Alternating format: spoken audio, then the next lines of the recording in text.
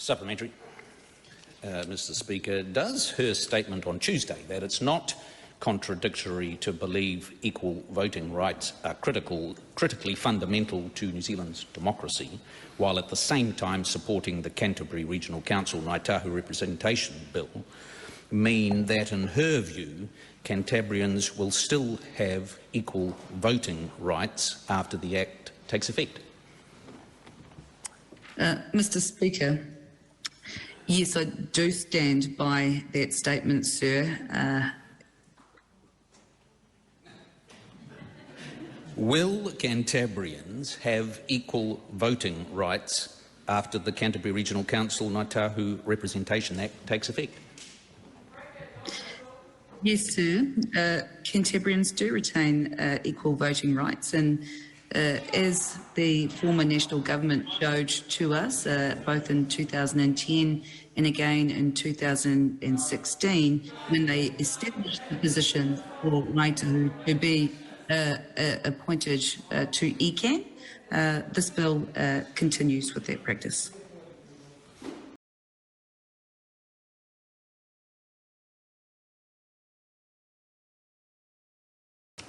Thank you, Mr. Speaker. My question is to the Minister of Justice.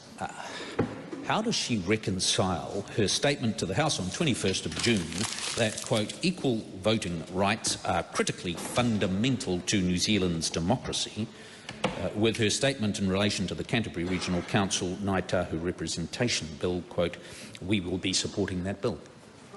Mr. Speaker. The Honourable Kiri Allen. Mr. Speaker, I'd reconcile it in the same way the previous national government did during their tenure, specifically that I don't believe the statements to be contradictory. Is she aware that the Canterbury Regional Council Bill gives Ngāi Tahu the right to appoint 2 councillors after all eligible voters, including Māori, have had an equal vote for the other councillors, thereby giving unequal voting rights to Ngāi Tahu members? Mr. Speaker, I'll get this House to cast our minds all the way back to the good old years of 2015, 2016, when the Right Honourable John Key was at the helm.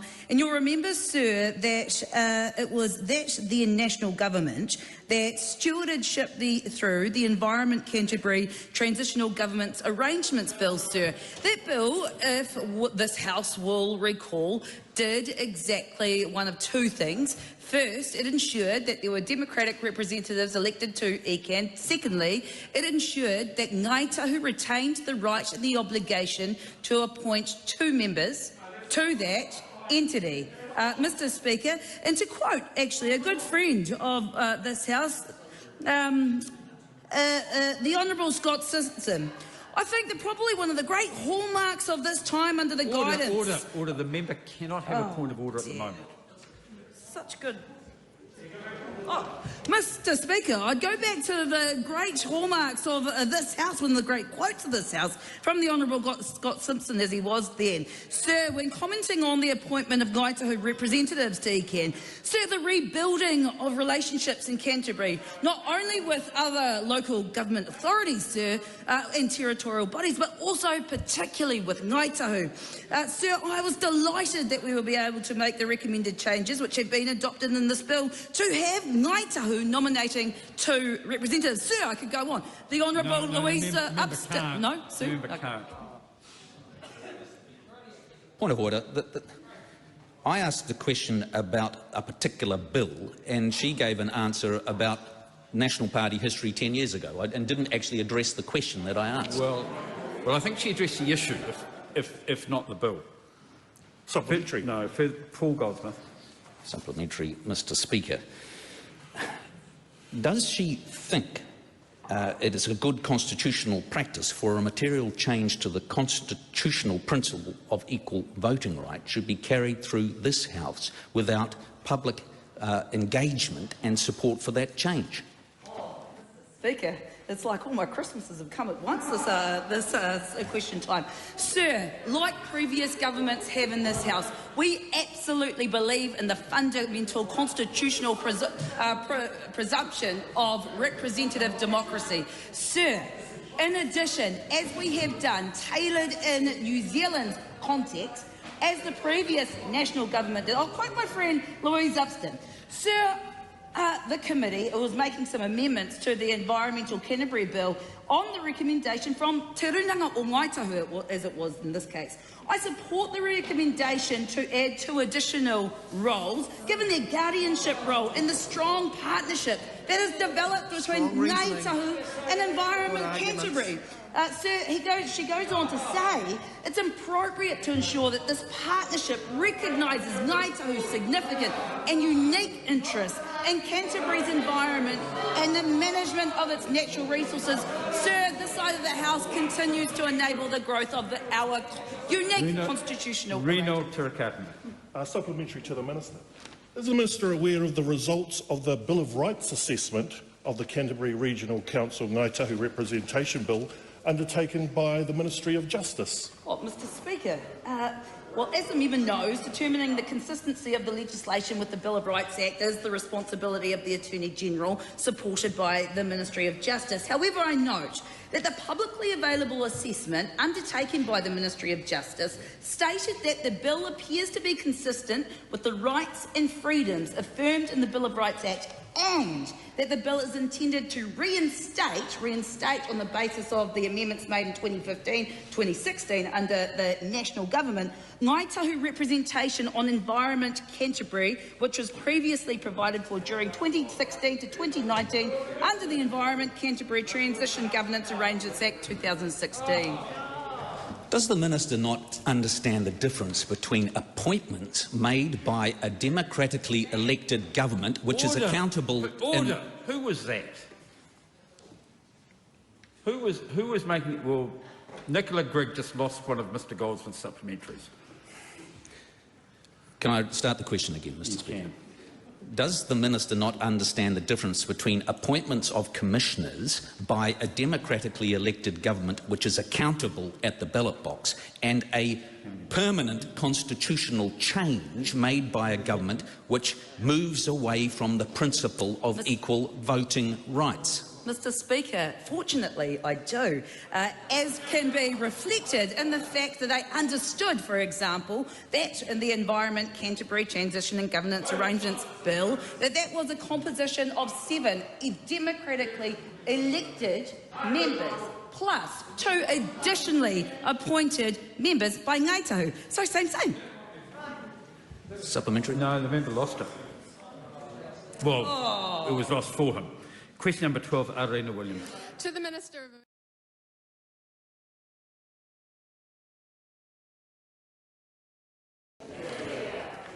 Supplementary. While advancing electoral reform, will it be a priority for her to defend the principle of equal voting rights for all New Zealanders across all levels of government?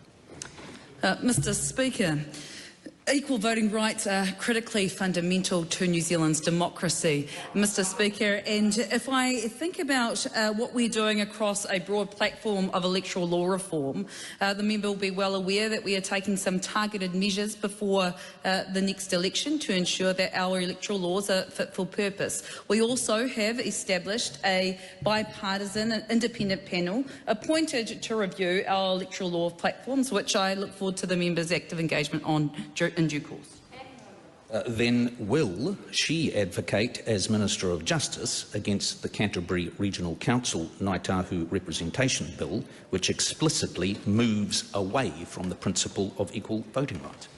Mr Speaker, as the member is well aware, that bill is not a government bill, and therefore I have no responsibilities. What I will say, though, Mr Speaker, it's a stark contrast, or almost a bit of a situation of the pot calling the kettle black. In that member's term of government, of course, they removed regional councillors in 2010, and they established commissioners. What we are doing, sir, is ensuring that we support regional democracies, and that indeed is the role of central government. government. The Regional Council have come to this House... Point of order, David Seymour. Mr Speaker, the Minister explicitly said she had no responsibility for the matter, then carried on. Surely that's out of order. The question. Yes, and the question wasn't whether she had responsibility.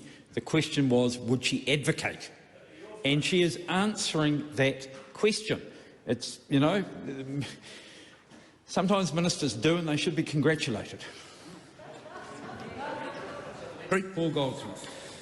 Can I take it from her refusal to say she will advocate against the Canterbury Bill that it is now government's position that the key constitutional principle of equal representation in a representative democracy no longer applies? Mr Speaker, the member can take it from my answer that, first, I do not have any responsibility for that bill. It is a local government bill, and what we do believe on this side of the House, Mr Speaker, is ensuring that democracy is supported by us at a central government level. You have elected representatives from that region that have presented this bill to this House. We will be supporting that bill.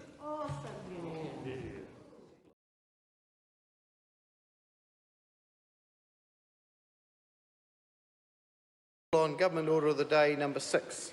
Environment Canterbury Transitional Governance Arrangements Bill, second reading. The Honourable Louise Upston. Mr Speaker, I move that the Environment Canterbury Transitional Governance Arrangements Bill be now read a second time. Firstly, I would like to thank the Local Government and Environment Select Committee, which put a lot of hard work into this bill, and also to the people and organisations who made submissions. The committee considered over 1,100 submissions on the bill, and the result of that effort, Mr Speaker, is a clearer and more workable piece of legislation. The most significant amendment recognises and reinforces the relationship Environment Canterbury has developed with Ngāi Tahu over the last 6 years by allowing Ngāi Tahu to recommend 2 appointments to the transitional governing body. The Local Government and Environment Committee has recommended that 2 of the appointments to the Environment Canterbury should be made on recommendation from Te Runanga o Ngāi Tahu. To support this recommendation, I support this recommendation given their guardianship role and the strong partnership that is developed between Ngāi Tahu and Ecan while the commissioners are in place. It is appropriate to ensure this partnership continues in the mixed model, to recognise Ngāi Tahu's significant and unique interests in Canterbury's environment and the management of its natural resources.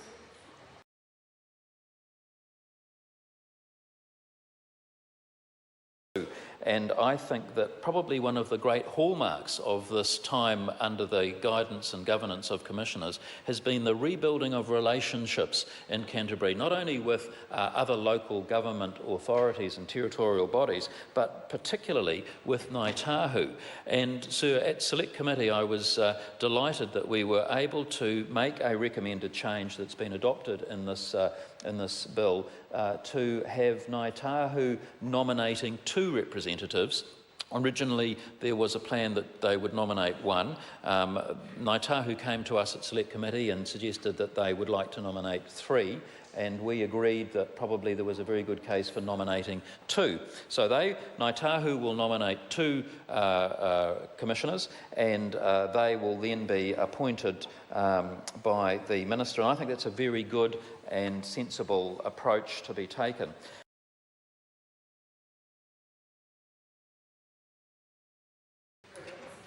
The Honourable Ruth Dyson.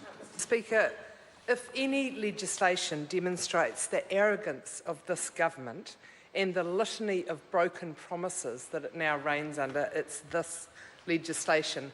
In 2010, when Nick Smith announced to the country through this Parliament that he was removing the right of Cantabrians to vote for their regional council, he said things that were not accurate about the reasons for that removal of our right to vote. He said that it was because of the regional council's inability to function properly, which is code for the irrigators hadn't won. And he said that in 3 years' time, our right to vote would be restored. He repeated that 3 years later when he continued to remove our right to vote and said it will be restored in 3 years' time, and 3 years on, the chairperson of the Local Government and Environment Select Committee, who I frankly used to think better of, said this is a transition to democracy. We've heard it before, Mr Simpson. We heard it 3 years ago, and we heard it 3 years before that. Cantabrians are not prepared to be lied to by Cabinet Ministers about something as fundamental as our right to vote. Mr Speaker, when my ancestors came to this country, well inhabited, though it was already by that time, they came because they thought New Zealand would offer a better opportunity for them and their children and grandchildren, and they were right. Because New Zealand was founded by people who had a vision of a better future, a place where people would look after each other. An egalitarian society seems to be an old-fashioned term nowadays, but I still like it. I still like the idea that we live in a country where it doesn't matter where you were born. If you work hard, you'll be able to achieve your dream. That's the country that I grew up in. That's the country that my ancestors came here.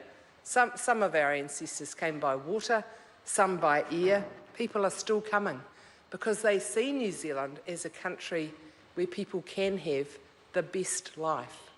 That's a dream that I want to continue to aspire to.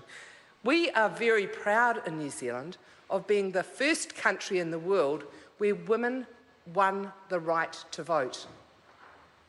Very proud of that fact. We show off about it, and so we should.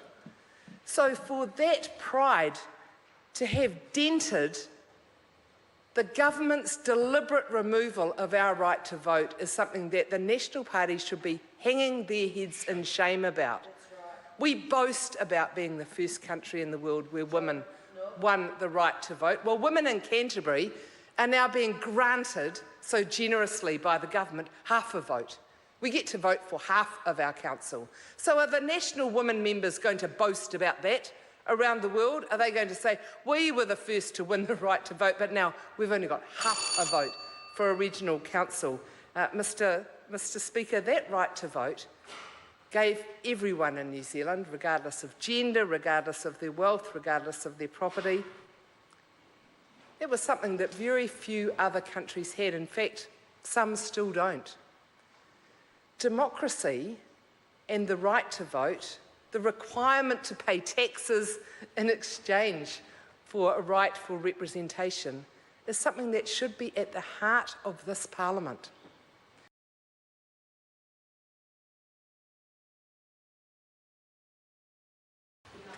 I call Mika Whaitiri. Tēnā koe, Mr Speaker. I ngā member te wharenei, tēnā tātou katoa. Mr Speaker, I rise proudly as Labour's spokesperson for local government. I also rise proudly as a member of this House, the New Zealand House of Representatives, sir. We all, 121 of us, journeyed to this place on a well-established, well-maintained and a well-protected democratic system, sir. So, if it's good enough for us as members of this House to be elected to come here, then why isn't it good enough for the good people of Canterbury to have their say?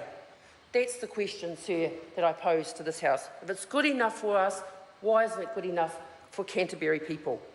Sir, I join in solidarity with my hard-working colleagues who are based in the Canterbury region.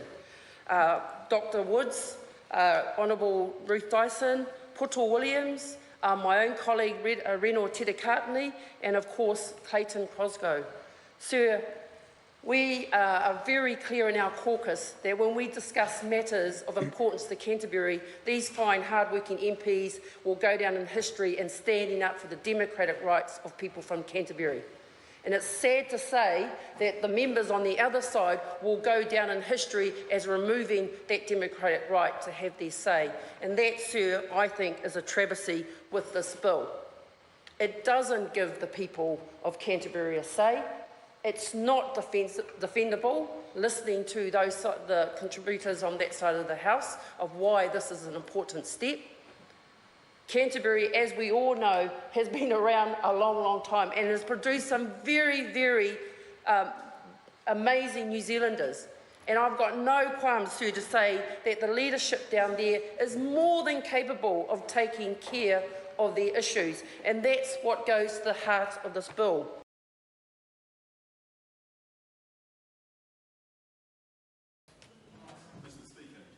Coffee.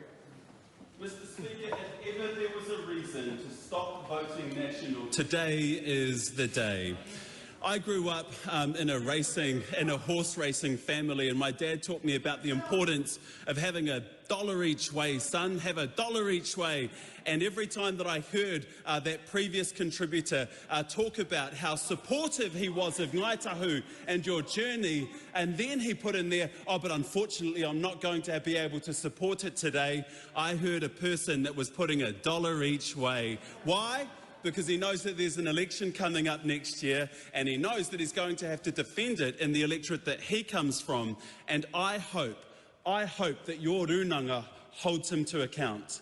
Ditto, all of the National Party MPs who have stood here today and their party who have said that they will repeal your legislation in this House. They've said it blatantly, it's all over their social media. They have drawn a line in the sand, and they have said that they are going to absolutely repeal this bill.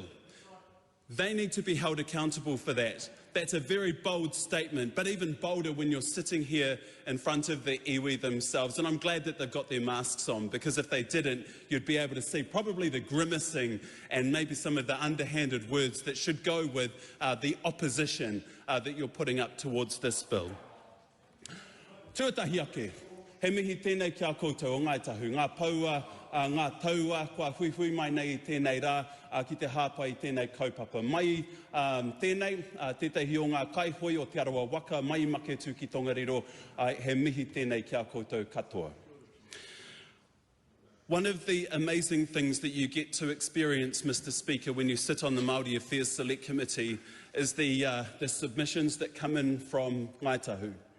Whenever they put in a submission to the committee, to this House, they preface it with the apology that was set down in their settlement that they signed back in 1996, that was enacted in 1997.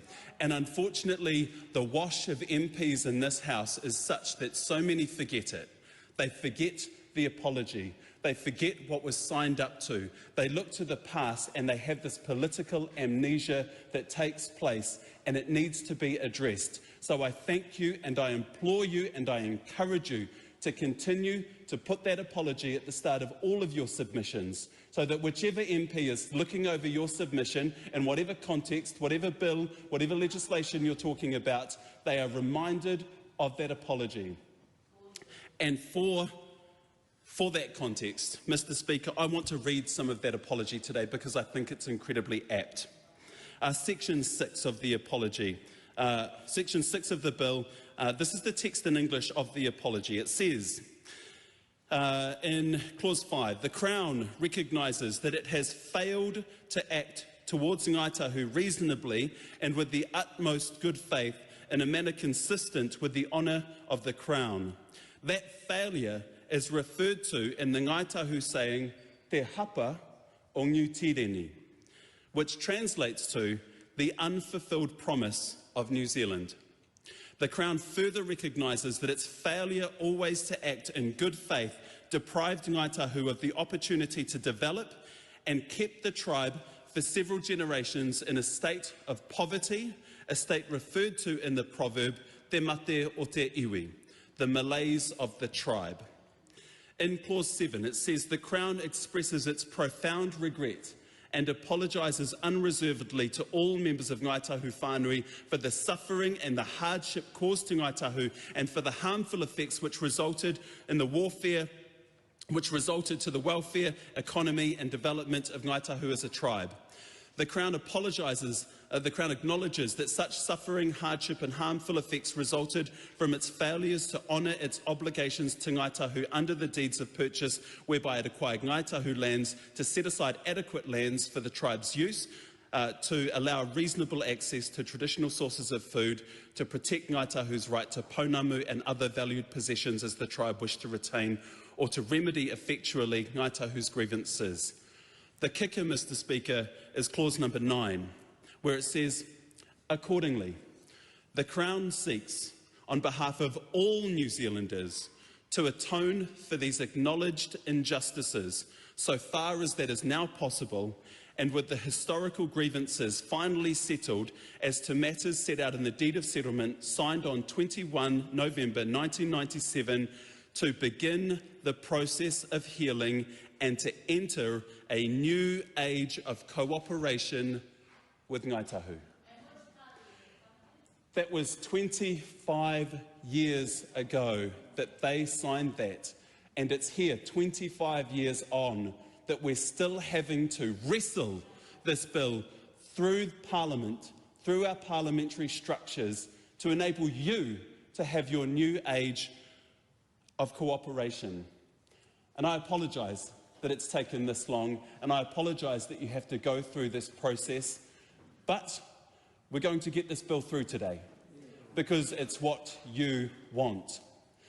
The opposition for a long time now have been fear-mongering, absolutely fear-mongering New Zealanders into believing that this is a Māori takeover, that Ngāi Tahu are a very wealthy billion-dollar tribe, and that they don't deserve an extra say on top of what they already get, the potential to be already enrolled as a candidate in the Ecan elections, and to go through the normal processes which have entrenched a particular way of life here in New Zealand, which is fearful for the opposition to think that that will change.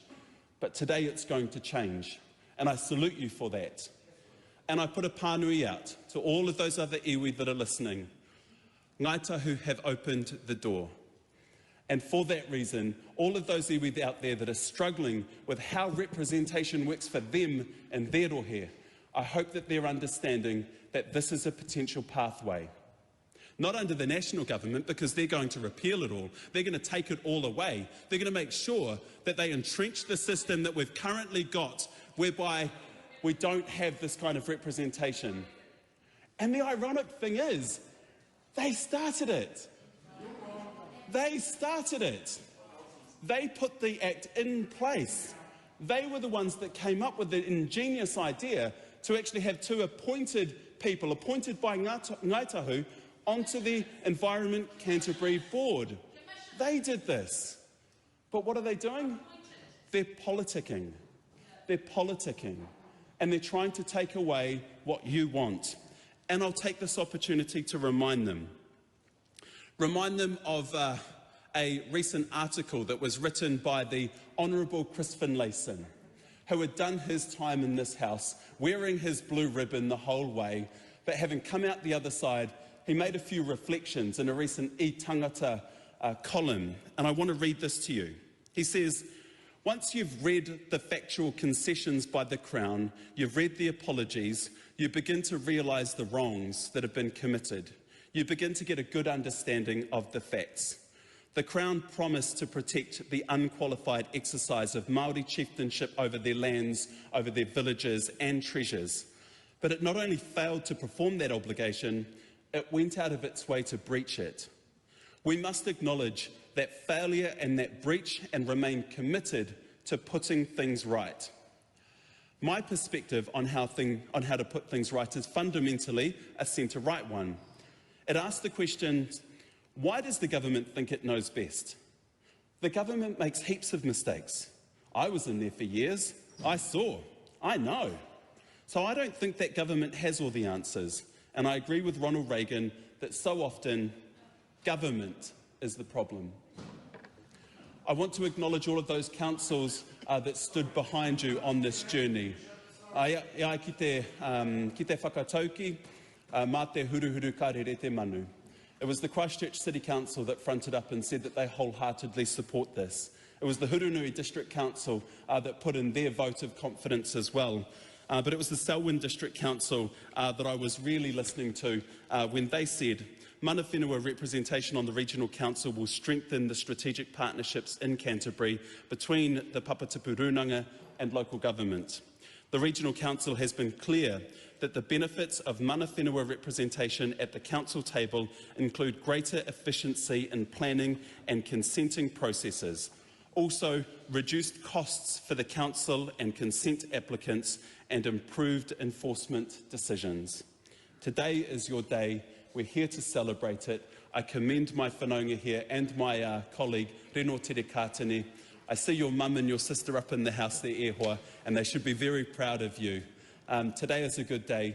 We stand by you and we support you on this journey. Nō reira, tēnā koutou, mauri ora kia tātou katoa.